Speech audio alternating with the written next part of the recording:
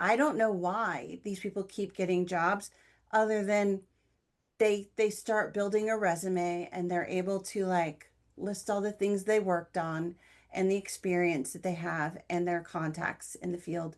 And that ends up being all that matters. So if you've got a great script, Chris, that you think is really good and people have read it and said, "Hey, these are great characters. This is a really interesting premise." It is so hard for you to get that script in front of someone who's a decision maker that will put money behind it because nobody in Hollywood knows who Chris Akers is.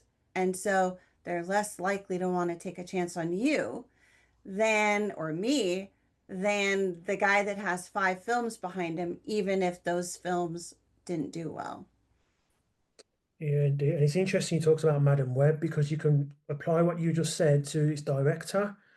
Because when I checked the director, I think it's a British director behind it, and she, as far as I'm aware, only directed TV episodes.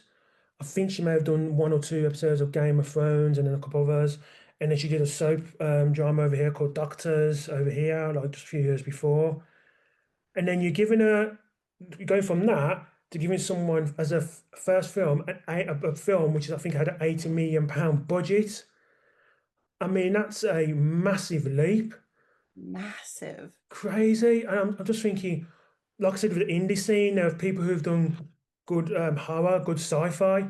Why not take a chance on someone like that who at least knows the setup of a movie and at least can be a little bit more creative with that? It's just Yeah. crazy. And actually, isn't that one of the other problems that's coming to my mind is until about, say, 20 years ago, it's probably because of DVDs, you used to have a natural progression in the sense of you could have an indie film and then you'd have a film that was like 10, 20 million.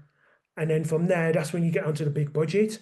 Now that 10, 20 million film is, you could learn craft is gone. It's not there anymore. So you would say that's a problem where you're jumping from complete novice to something big budget that's going to be seen by a lot of people.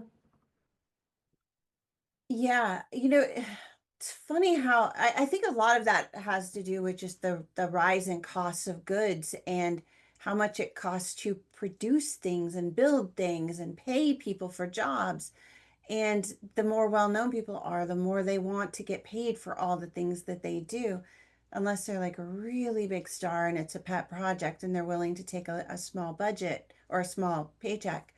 But uh I, you might appreciate this as a writer as well as someone who writes screenplays and loves movies, but in the fiction world, I think the true innovations in story and finding the freshest new stories, the new content actually come in short stories, so short fiction.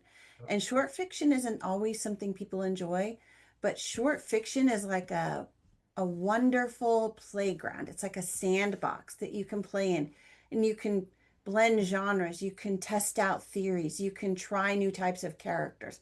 You can throw all kinds of things on the wall in that story world and just see how they work out.